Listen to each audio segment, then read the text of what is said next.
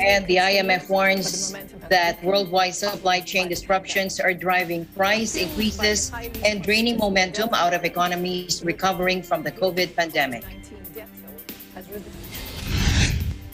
And Star Trek actor William Shatner is set to boldly go where no 90-year-old has gone before when he blasts off to space Wednesday on Blue Origin's second crewed mission.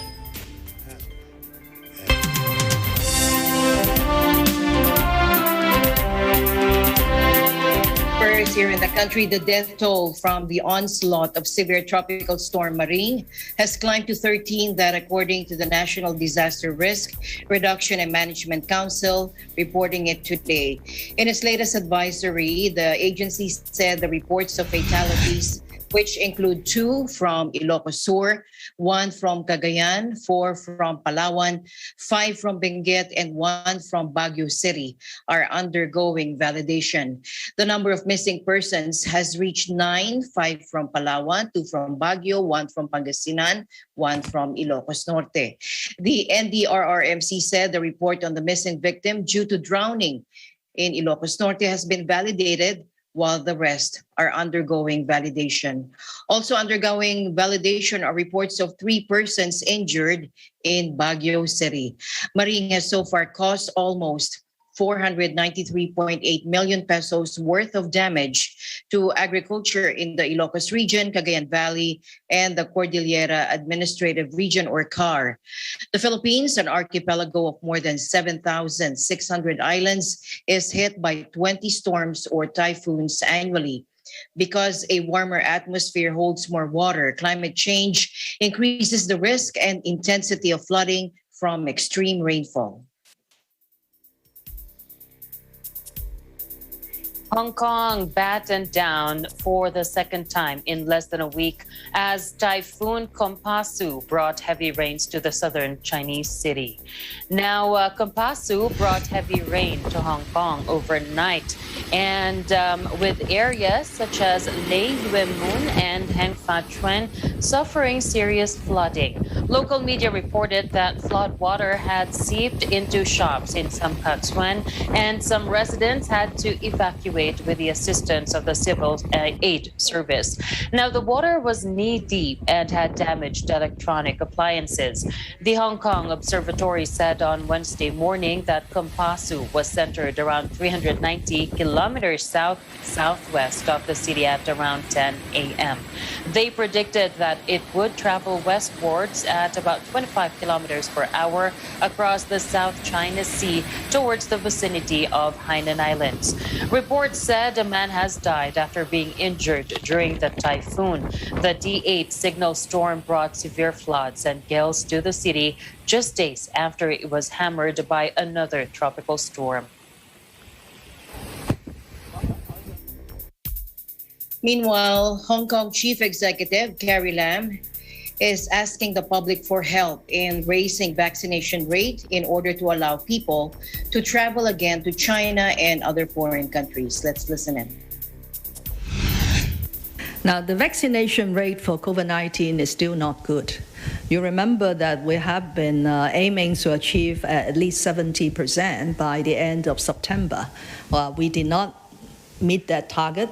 Even now, at this point in time, I think we were not yet 70% of the eligible population as far as the first dose was concerned. You asked what more we could do. I want you people to tell me what more we could do other than mandating. But even mandating may not give you the needed result. If people said that I have a medical condition, I have other problems, I just could not take a jab.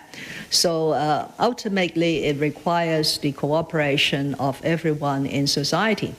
Now, if a person has taken a jab, what about this person's parents? What about his grandparents? What about his relatives and friends? Please help us to appeal to people around you that if we want to have normal travel with the mainland and normal travel with overseas, if we want to be able to go to elsewhere for tourism again, then please help us to raise the vaccination rate to a higher level.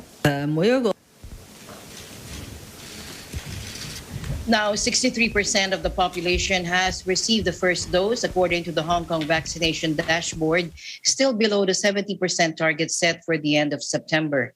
Meanwhile, the Center for Health Protection today said it's investigating 3 additional imported COVID cases involving patients who arrived from Indonesia, the Philippines, and Pakistan.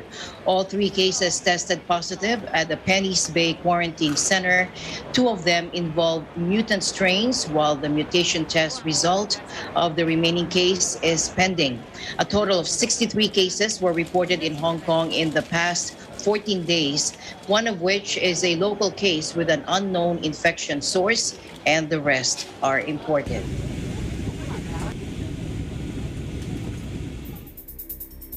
Tropical storm Pamela is expected to slam into the western coast of Mexico as a hurricane early Wednesday morning, possibly bringing life-threatening surges and dangerous winds as it makes landfall, that according to the U.S. National Hurricane Center. Now, in overnight, Pamela was forecast to pass over the southern tip of the Baja California Peninsula before accelerating towards the Pacific port city, Mazatlan, with tropical storm force winds estimated to start around 2 a.m. or 8 o'clock GMT. Pamela was centered about 117 miles or 275 kilometers west-southwest from Mazatlan as of the NHC's latest warning at 300 GMT Tuesday. It was moving northeast at about 12 miles per hour with maximum sustained winds of 70 miles per hour. The Miami-based center said there was a significant threat of flash flooding and mudslides as Pamela tracked into the Mexican states Sinaloa, Durango, and Baja. Meanwhile, California fighters are scrambling overnight Wednesday to battle a fast-moving blaze that has scorched more than 13,400 acres and prompted evacuation orders since it started on Monday, according to local authorities. Take a look. Burning in a dry, scrub-filled canyon about 20 miles or 32 kilometers northwest of Santa Barbara, the Alisal fire is just 5% contained, according to the U.S. Forest Service. More than 765 firefighters have been assigned to the blaze, the latest in what has already been a devastating wildfire season. The Santa Barbara County Sheriff's Department issued evacuation orders for a 10-mile stretch between El Capitan Beach State Park and Arroyo Hondo Canyon, while a portion of the iconic Highway 101 was shut down and local railway lines suspended. Alisal is the latest fire to burn California, which has been plagued by increasingly large-scale and record-breaking infernos.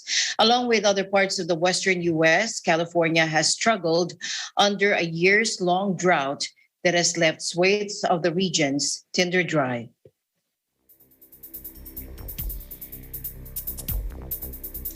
Now, in the Philippines, the alert status in Metro Manila will be downgraded to alert level 3 from current level 4 beginning October 16, according to Malacanang in its announcement.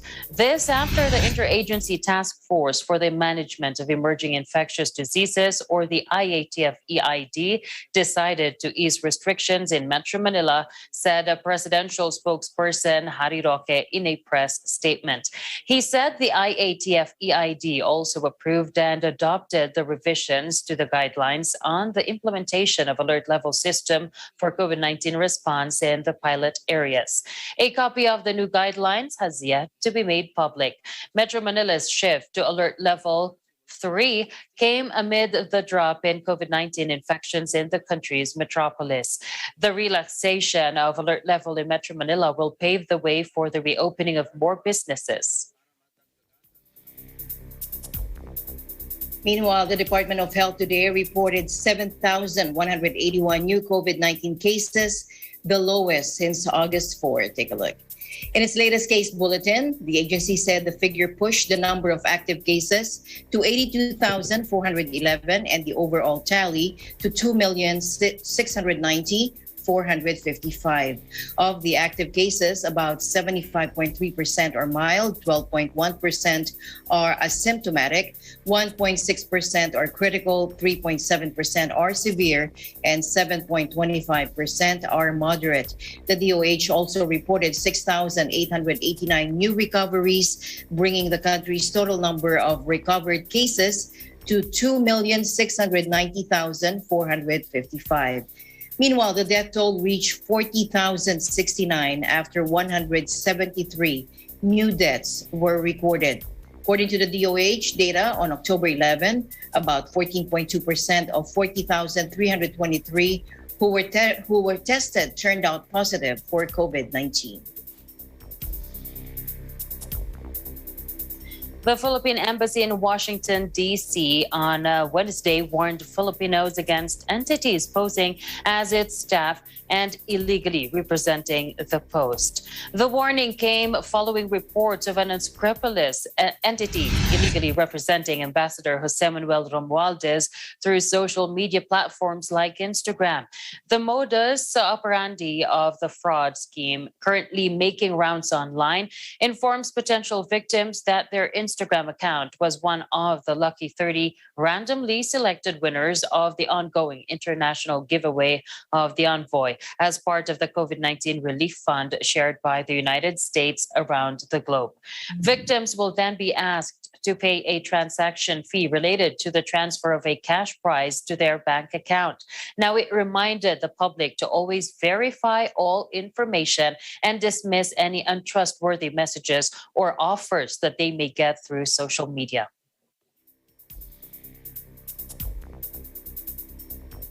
Now back here in the country, even as he decided to withdraw from the senatorial bid race in next year's national elections, former Vice President Noli de Castro will remain as a member of Acción Democrático, according to the party chairperson. Now, Acción Democrático presidential standard bearer, Manila Mayor Isko Moreno, said he respects the decision of De Castro. Ernest Ramel, the party's chairperson, said De Castro remains a member of the party. In a press statement announcing his decision to withdraw as senatorial candidate, De Castro thanked Moreno and the Acción Democrático Party for the trust and help given to him from the day he was sworn in as party member. De Castro said in his statement that he will continue serving the Filipino people as a broadcast journalist. Shop workers, tourist guides, and barbers are among the dozens of groups who must get COVID-19 shots to work in Australia's Northern Territory, according to officials in an announcement Wednesday unveiling one of the world's most far-reaching vaccine mandates. Expressing concern at low coronavirus jab rates in some communities, the territory's chief minister, Michael Gunner, announced anyone serving the public at work will have to be vaccinated. The vast Northern Territory stretches from tropical Darwin to the Timor Sea to the dusty outback settlements of Alice Springs and Uluru, an area 3 times the size of Spain. It is home to a large number of Aboriginals and other vulnerable remote communities. Although more than 80% of the region's adult population has received at least 1 dose, Gunner said there were patches of concern and communities where people are hesitant or refusing the vaccine. By the eve of December 25, anyone working with the public must be fully vaccinated or face a 5,000 Australian dollar or 3,700 US dollar fine and instant dismissal. To other news now, the UN's top court handed Somalia control of most of a potentially oil and gas-rich chunk of the Indian Ocean on Tuesday after a bitter legal battle with Kenya, which strongly rejected the ruling. Take a look. While Kenya is not surprised by the decision, it is profoundly concerned by the import of the decision and its implications for the Horn of Africa region and international law generally. At the very onset, Kenya wishes to indicate that it rejects in totality and does not recognize the findings in the decision. This decision is in the circumstances, a zero-sum game, which will only strain the relations between our two countries.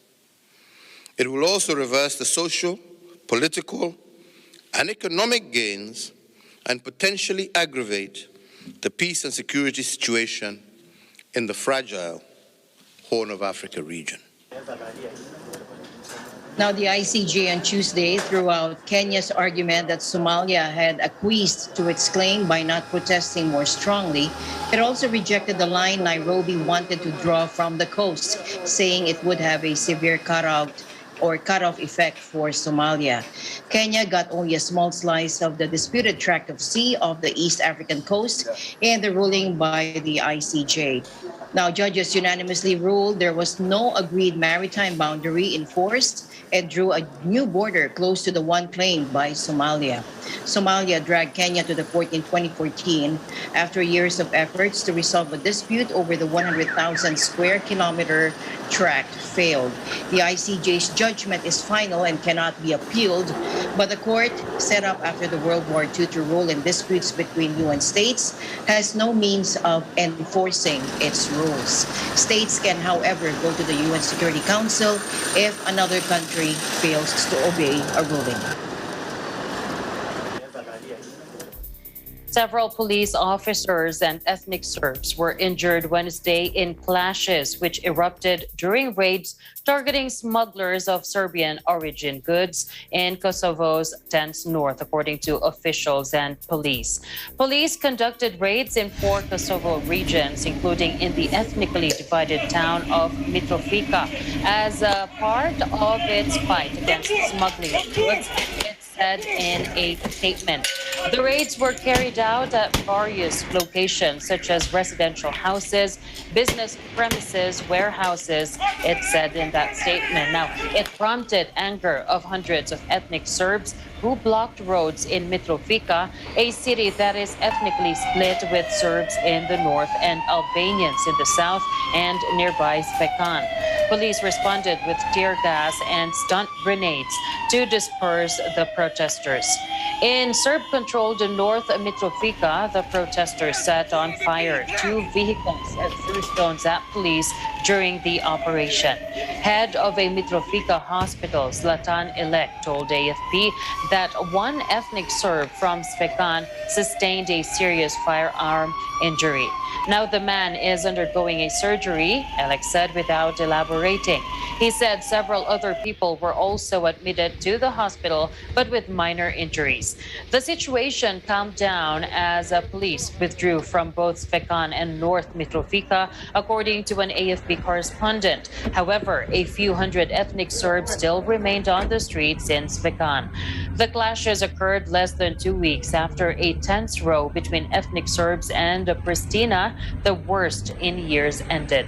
The former foes were at loggerheads for nearly 2 weeks after Kosovo banned cars with Serbian registration plates from entering its territory, mirroring a years-long Serbian practice against vehicles traveling the other way. Kosovo dispatched special police units to oversee the ban's implementation, angering local Serbs who blocked the roads leading to the border. Serbia responded by deploying armored vehicles close to the frontier and flying fighter jets over the border region, which prompted foreign diplomats to press the two sides to calm tensions and prevent further escalation. According to a European Union brokered deal, Kosovo removed the special police and the local Serbs dismantled the barricades. Ethnic Albanian majority Kosovo proclaimed independence from Serbia in 2008, a decade after a war between pro-independence ethnic Albanian guerrillas and Serbian forces. In other news, North Korean leader Kim Jong-un oversaw an extreme martial arts demonstration in which a row of men, some shirtless and some in full military uniform, punched through layers of concrete bricks or used their heads or hands to break them. Take a look. 동작을 연방 수행하고 있는 우리의 용맹한 전투원들에게 관중들은 열광적인 박수를 보내고 있습니다. Display cast by state-run station KCTV on Tuesday marked the opening of a weapons exhibition in Pyongyang that included aerobatic flights. Leader Kim looked on, clapping and smiling, surrounded by officers, and with his sister and close advisor Kim Yo-jong at his side. Now, Korea has a long tradition of martial arts, and breaking is part of its indigenous sport of Taekwondo, developed by a South Korean general who later fell out with the South's military-backed dictator Park Chung-hee and became a frequent visitor to Pyongyang, where he died in 2002. It's now often used by the North to symbolize its military prowess. The arms exhibition, at which Kim blamed the U.S. for tensions on the peninsula and accused the South of hypocrisy, is part of the commemorations for the anniversary of the foundation of the ruling Workers' Party. 천안무적의 억센 힘과 용맹을 더 억세게 벼려갈. And the news continues here on Eagle News. CJ and I will be back right after this.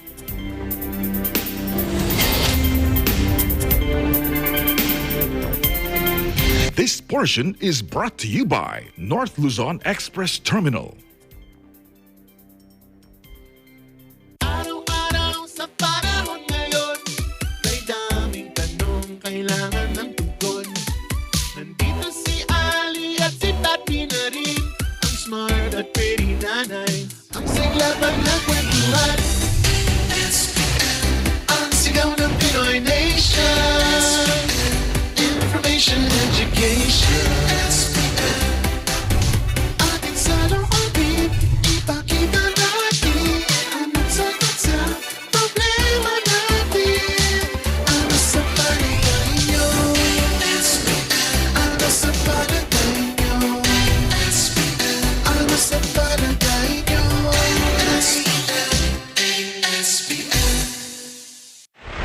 Ano sa palagay nyo? Abangan! Simula October 18, Lunes hanggang Biyernes, alas 8 hanggang alas 10 ng umaga. Mapapanood sa Net25 TV, Facebook page, and YouTube channel. Mapapakinggan din sa DZEC 1062 at Eagle FM 95.5. Hindi ito namumunga at hindi pa lubos na nakikilala. Abay sa larangan ng agrikultura, ito pala ay umaarangkada. Halaman? Hindi ko alam. Hindi ko alam yun kung ano yun. Citronella yung tinanim namin kasi madali hong kumita. Tuloy-tuloy po yung harvest. Nag-try ako dito lang sa paligid ko lang. Ang dami namang nagbilihan. Skincare, personal care, home care, plant care, pet care. Kayang-kaya ng Citronella. Mayroon siyang calming ingredients, nare-relax yung buong katawan mo. Lots of benefit in one product lang. Ako po si Robin Padilla at ito po ang unlad. Kagapay sa hanap buhay.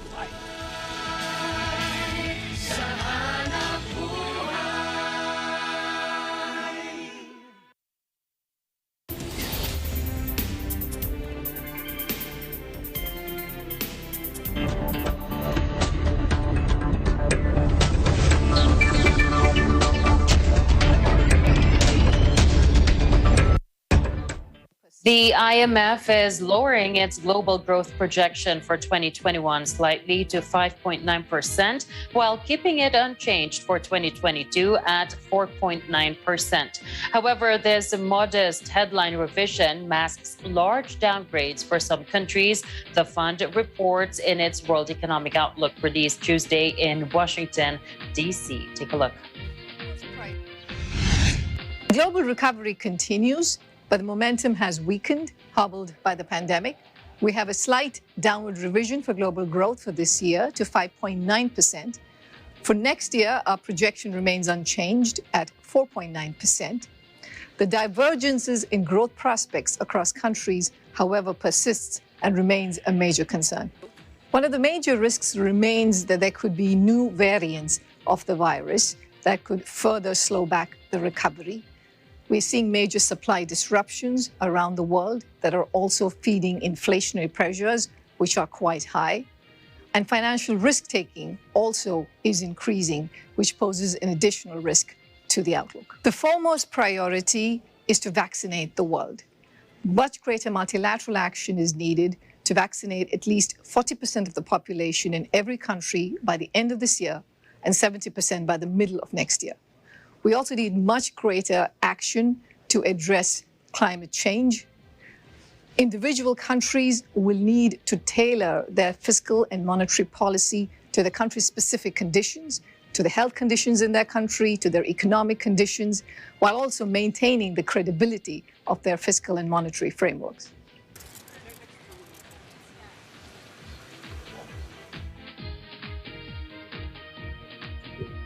The IMF also warned that worldwide supply chain disruptions are driving price increases and draining momentum out of economies recovering from the pandemic. Let's listen in. The global recovery continues, but the momentum has weakened, hobbled by the pandemic. Now, fueled by the highly transmissible Delta variant, the recorded global COVID-19 death toll has risen close to 5 million, and health risks abound, holding back a full return to normalcy. Pandemic outbreaks in critical links of global supply chains have resulted in longer than expected supply disruptions, feeding inflation in many countries. Amidst high uncertainty, on the one hand, pandemic outbreaks and climate disruptions have resulted in shortages of key inputs and lowered manufacturing activity in several countries. On the other hand, these supply shortages, alongside the release of pent-up demand and the rebound in commodity prices, have caused consumer price inflation to increase rapidly in many countries.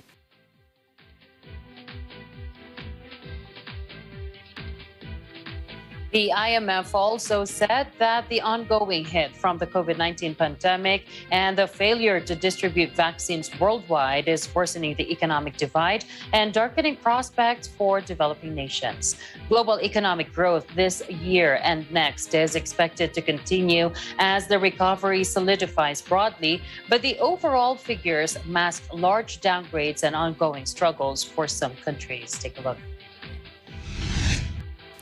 The outlook for low-income developing countries has taken a turn for the worse due to worsening pandemic dynamics.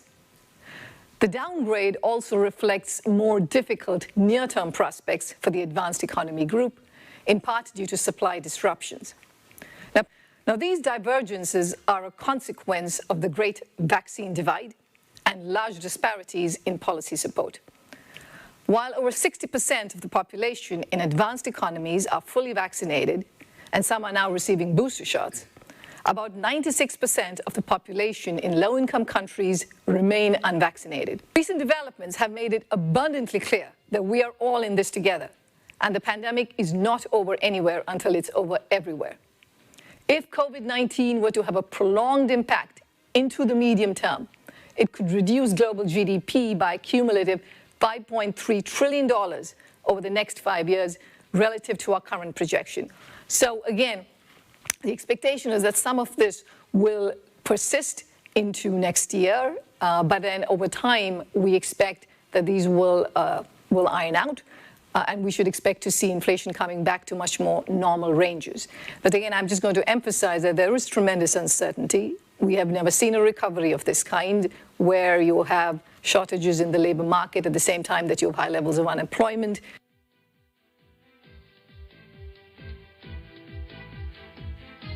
Meanwhile, China's economy will grow slower than initially expected this year, owing to a stronger than anticipated pullback in public spending, according to the IMF forecast, while warning that a weakening property market could bring a further blow. Take a look. We have a very small downgrade for China, which basically reflects the fact that fiscal tightening was somewhat more than we had previously anticipated. And so that is one of the main reasons for the slight downgrade. Now, concerns over China have intensified in recent weeks as government curbs on the property market piled pressure on over-leveraged developers, notably Evergrande. The travails of Evergrande, which is struggling with more than $300 billion in liabilities, have thrown a spotlight on China's property developers after Beijing introduced metrics to cap debt ratios last year. While analysts generally believe the firm's problems will not trigger a Lehman moment, many are warning they will worsen a slowdown in the property sector, which accounts for a massive part of the Chinese economy. The IMF added that an escalation of trade and technology tensions between the U.S. and China could also weigh on investment and productivity growth, raising additional roadblocks in the recovery path. Measures by local governments to meet short-term climate targets also led to a power crunch. The Port of Los Angeles and its Longshoreman Union will provide 24-hour service to alleviate backlogs that have exacerbated global supply chain problems, that according to a senior Biden administration official on Wednesday. U.S. President Joe Biden plans to announce the commitments at a meeting Wednesday with the leaders of the giant West Coast port and the International Longshore and Warehouse Union. U.S. Treasury Secretary Janet Yellen urged Americans not to panic despite the rising prices and shortages of some goods, adding that price increases are not likely to last. There are several factors behind the shortages of key raw materials and finished goods now plaguing retailers, including factory outages in countries that have imposed lockdowns due to COVID-19, unexpected demand spikes for some goods as behavior changed during the pandemic, and a nationwide labor crunch. But the backlog at U.S. ports has been a major contributing factor to the problem, with the neighboring ports of Los Angeles and Long Beach at times having 60 or more vessels offshore unable to anchor. The California ports are a key gateway for goods made in Asia. On Tuesday, the International Monetary Fund warned that supply chain disruptions are driving price increases as it trimmed its growth outlook in an increasingly uneven global recovery. Meanwhile, the International Monetary Fund projects that energy prices will be elevated during the coming winter months, but will then come back down by the end of the first quarter next year and into the second quarter. Let's listen in. I think a very bad scenario would be one indeed where you have an extremely severe winter in the Northern Hemisphere. So the demand for power goes up quite a bit. At the same time, we don't resolve the supply problems or help it in the near term. Our view right now is that while for the near term and the next month, especially these couple of months in the winter, these energy prices will be elevated. But we expect that to come back down by the end of the first quarter next year and into the second quarter. Oil prices soared to multi-year highs on Monday, with a benchmark WTI crude jumping above $80 a barrel for the first time since October 2014, which sent major stock markets tumbling. WTI moved higher on Tuesday, although Brent crude retreated slightly. The increase in energy prices has ramped up fears that inflation could tick even higher and hinder the global economic recovery. Gobinath cautioned that the weather will play a factor, since a very severe winter could lead to broader power outages that will have a much bigger effect on the world. The global transition to clean energy is still far too slow to meet climate pledges and risks fueling even greater price volatility. The International Energy Agency warned that on Wednesday. Fatih Birol, head of the International Energy Agency, or IEA, calls out the countries who said they would implement measures to attain their climate goals before they attend the COP26 at the end of October in Glasgow. Take a look.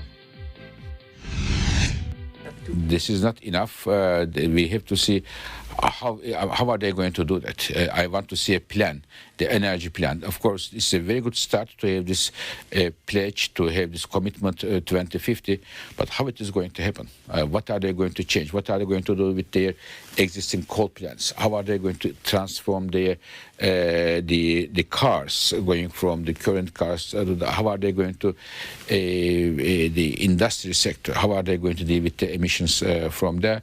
Number two, and for me, it is the fault line of entire climate debate. It is the financing clean energy investments in emerging countries. When we look at our numbers, more than 80% of the emissions in the next 20 years will come from the emerging countries, and only less than 20% of the clean energy investments go to emerging countries. In its annual World Energy Outlook report, published just weeks before the COP26 summit in Glasgow, the IEA calculated that investment in clean energy projects and infrastructure would need to be more than trebled over the next decade if those pledges are to be met. At the summit, countries will come under pressure to commit to decisive action to limit global warming to 1.5 degrees Celsius above pre-industrial levels, as pledged in the landmark 2015 Paris Climate Agreement. Meanwhile, Russian President Vladimir Putin says the Energy Forum in Moscow intends to suggest a long-term mechanism to stabilize the energy market as Europe is facing a gas crisis leading up to the coldest season of the year. Take a look. Вместе обсудить текущее состояние и перспективы глобальной энергетики, ее важнейшие тенденции. И, конечно, чтобы предложить механизмы долгосрочной стабилизации энергетического рынка, что особенно важно в нынешней непростой ситуации. Russian President Vladimir Putin. Now, some in Europe have accused Moscow of intentionally not boosting supplies to put pressure on the continent, both to push for more long-term contracts and the certification of the controversial Nord Stream pipeline. The Baltic Sea pipeline, criticized by some Western countries as a geopolitical weapon, is set to double natural gas supplies from Russia to Germany. Russian officials have repeatedly said over recent weeks that suppliers are fulfilling obligations under Russia's contracts with European buyers. Demand on the continent is rallying as economies ramp up after the end of pandemic lockdowns, and there are dips in supplies from renewables like wind.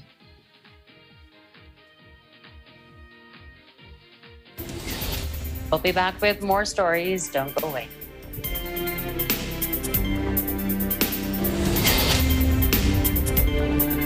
Mula noon hanggang ngayon, gabay natin ang MTRCB ratings sa matalino at responsableng panonood.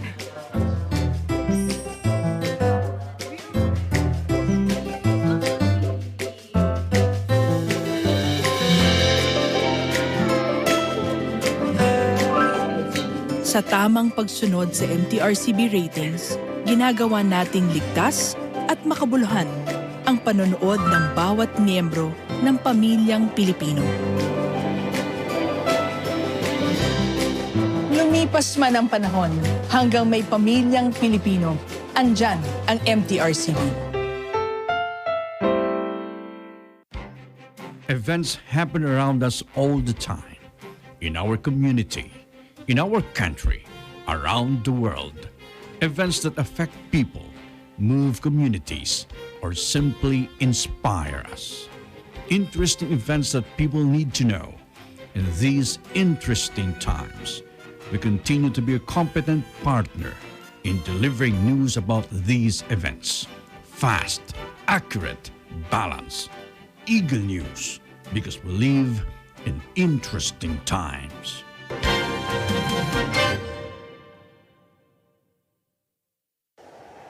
Innovation, digital disruption, globalization. Startups Micro, small, and medium enterprises, as well as large corporations, all face interesting challenges in the market today. Peek into the world of exciting opportunities and partnerships to drive growth with the latest business news and information. We are open for business.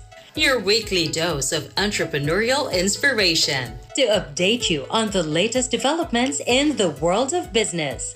Get up close and personal with CEOs and thought leaders to help you discover valuable insights.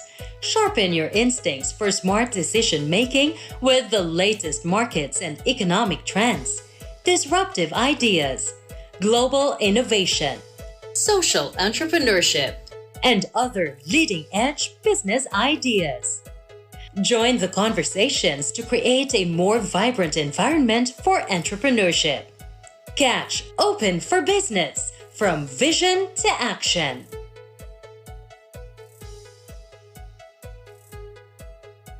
Dapat iintindihin kita pag ika'y nagkalit. Hindi kita sasabayan. Hi guys! Ako nga pala si Seth Dongka at abangan niyo ko bilang guest performer sa Letters and Music ngayong Sabado, October 16, 1 p.m. to 2 p.m. Siyempre, dito lang sa Net25. See you po! Walang hanggan, pangako yan, pangako.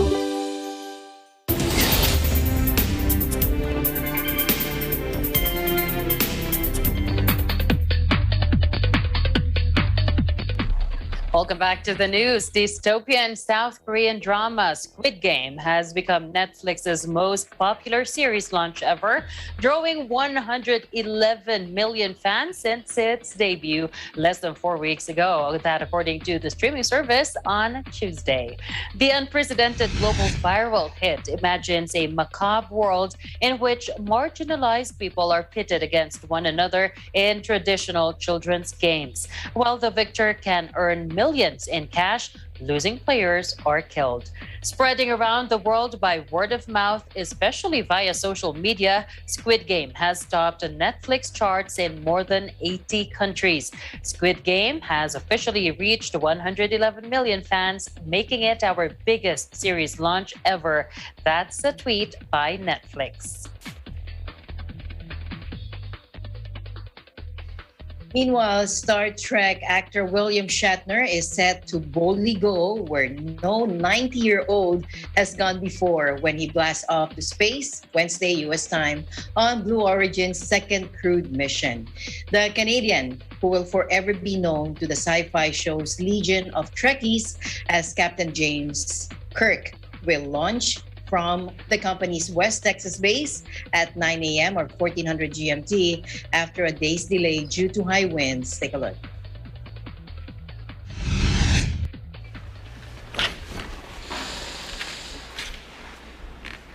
We can't actually record all of them. Oh, instruct you on how to do it. Yeah. And to make pollution a thing of the past and building in space. You know what noble ambitions those are. Lines upright. Yep. And now We're just at the beginning. Outside of the crew capsule, so you can see the booster as it drops away. So that's Miko, that light. Had I not done this, and it about this.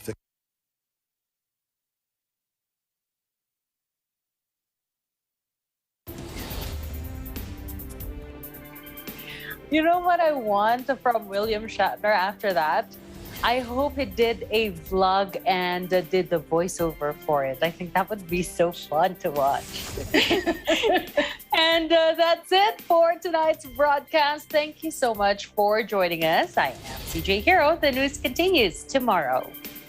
And yes, let me greet you again. A happy 1-year anniversary or here in Eagle News International. Welcome so much. And I'm sorry I wasn't able to greet you as much yesterday. I was blindsided by some little worries, minor worries. Okay. But then again, happy anniversary to you. The 100 more years together. 100 more years, as I said. Thank you. I love you, my friend. And I love you that's too. it. At the end of the day, there remains so much more to be grateful for. I'm Alma Angeles, and We live in interesting times.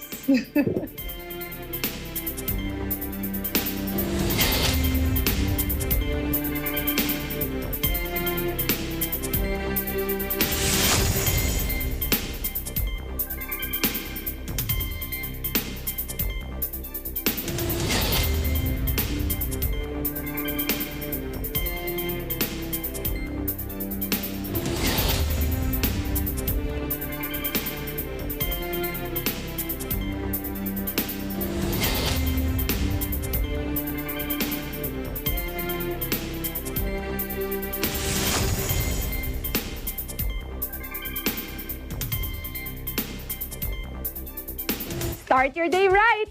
Tara na! Simula na ang excitement and happiness kada umaga. Kamusta ka na?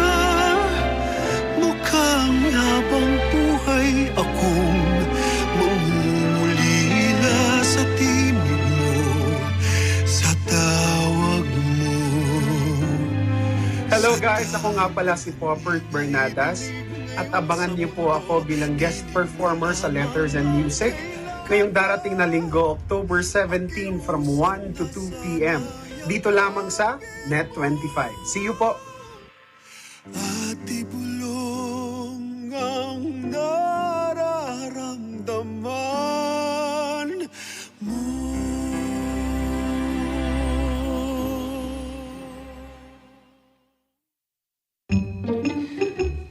Hindi ito namumunga at hindi pa lubos na nakikilala. Abay sa larangan ng agrikultura, ito pala ay umaarangkada. Halaman? Oh, hindi ko alam. Hindi ko alam yung kung ano yun. Citronella yung tinanim namin kasi madali hong kumita. Tuloy-tuloy po yung harvest. Nag-try ako dito lang sa paligid ko lang. Ang dami namang nagbilihan.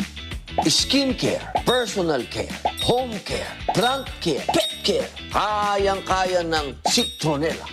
Mayroon siyang calming ingredients. Nare-relax yung buong katawan mo. Lots of benefit in one product lang. Ako po si Robin Padilla at ito po ang unlad. Kagapay sa hanap.